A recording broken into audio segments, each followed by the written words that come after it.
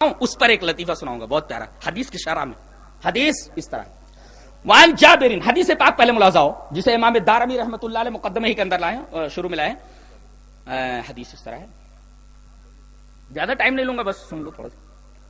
وان جابر رضی اللہ تعالی عنہ ان عمر بن الخطاب رضی اللہ تعالی عنہ اتى رسول اللہ صلی اللہ علیہ وسلم بنسخة من التوراة فقال یا رسول اللہ هذه نسخة من التوراة فسكت فجعل يقرأ ووجه رسول الله صلى الله عليه وسلم يتغير فقال ابو بکر سکیلت کا سواکل ما ترى بوجه رسول الله صلى الله عليه وسلم فنظر عمر الى وجه رسول الله صلى الله عليه وسلم فقال اعوذ بالله من غضب الله ومن غضب رسوله رضيت بالله ربا وبالاسلام دينا وبمحمد نبيا فقال رسول الله صلى الله عليه وسلم والذي نفس محمد بيده لو بدا لكم موسى فاتبعتموه وتركتموني لزللتم عن سواء السبيل ولو كان موسى حيا وادرك نبوتي لاتبعني. رواه الدارمی. یہ پورے کے پورے الفاظ یہ دارمی شریف کے ہیں، پورے کے پورے الفاظ دارمی کے.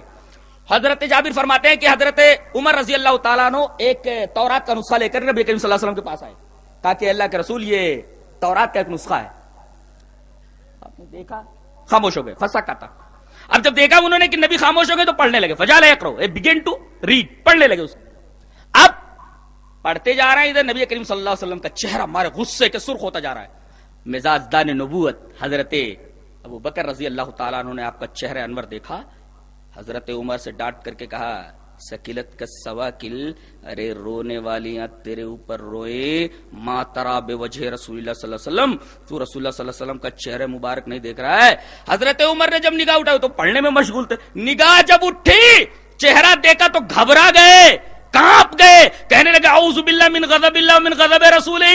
میں اللہ کی پناہ چاہتا ہوں اللہ کے غضب سے، اس کے رسول کے غضب سے. نکتہ یہ رسول اگر ناراض ہو جائے تو اللہ بھی ناراض ہو جاتا ہے. دوسرا ٹکڑا ومن غضب رسول سے. اب اس مختصر ٹائم میں کیا کیا بتاؤں میں آپ کو. تو اعوذ باللہ من غضب اللہ ومن غضب رسول. پھر کہنے لگا رضیت باللہ، گھبراہٹ دیکھ رہے ہیں آپ، رضیت باللہ ربا. آج ایک حدیث نہیں 50 حدیثوں کو آدمی پیروں تلے روت کر نکل جاتا ہے اور جبین پر شکن نہیں آتی. اور یہاں دیکھیے معمولی سی غلطی ہو گئی ہے، ایمان خطرے میں نظر آ رہا ہے، کانپ رہے ہیں وہ. رضیت باللہ ربا وبالاسلام دینا وبمحمد نبیا. نبی کریم صلی اللہ علیہ وسلم نے ان کی گھبراہٹ دیکھی تو تشفی دیتے ہوئے فرمایا عمر خدا کی قسم، اس ذات کی قسم جس کے قبض قدرت میں محمد کی جان ہے، اگر آج موسیٰ بھی آ جائیں اور مجھے چھوڑ کر تم ان کی اتباع کرنے لگو تو گمراہ ہو جاؤ گے. یعنی میری موجودگی میں موسیٰ آ جائے، مجھے چھوڑ کر موسیٰ کی اتباع کرنے لگو تو گمراہ ہو جاؤ گے. یہاں نبی کی بات موجود ہے، دوسروں کی باتیں لے کر کے چل رہے ہیں بیچارے اور حق کے اوپر ہے. اس سے بڑی دیدہ دلیری اور کیا ہو سکتی ہے؟ اس سے بڑی دیدہ دلیری ہو سکتی ہے؟ یہاں نبی نے فرمایا میرے بعد موسیٰ آ جائیں، اور آپ نے یہ بھی فرمایا کہ اگر موسیٰ بھی میری نبوت پالیں تو میری اتباع کے علاوہ چارہ نہیں ہوگا. لطیفہ ایک سنا دوں. ایک مولوی صاحب آئے، کہنے لگے مولوی صاحب میں آپ سے مناظرہ کرنا چاہتا ہوں. میں نے کہا میرے سے؟ بولے ہاں. میں نے کہا آپ کون ہیں؟ بولے مقلد ہوں میں امام ابو حنیفہ کے. بولے ہاں. میں آپ سے مناظرہ نہیں کرتا. بولے کیوں؟ مناظرے سے بھاگ رہے ہو؟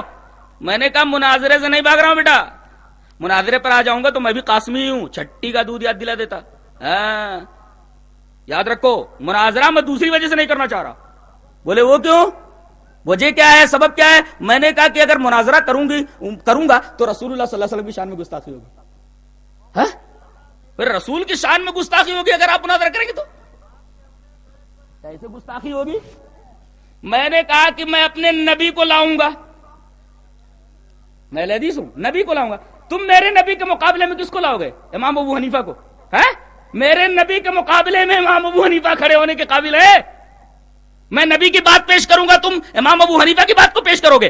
اگر میں نبی کے مقابلے میں نبی کو پیش کروں تو میں یہ نبی کی شان میں گستاخی نہیں ہوئی میری، میں تم سے مناظرہ نہیں کروں گا. ہاں اگر یہودی ہو جاؤ، عیسائی ہو جاؤ، تب میں تم سے مناظرے کے لیے تیار ہوں. اس لیے کم سے کم میرے نبی کے مقابلے میں نبی تو لاؤ گے، عیسیٰ کو لاؤ گے، موسیٰ کو لاؤ گے علیہم السلام. جی تو اس طرح میرے نبی کے مقابلے میں کوئی نبی نہیں کھڑا ہو سکتا. نبی نے خود فرما دیا کہ اگر تم مجھے چھوڑ کر کے میری باتوں کو چھوڑ کر کے تم کسی دوسرے نبی کی اتباع کرنے لگو گے تو گمراہ ہو جاؤ گے.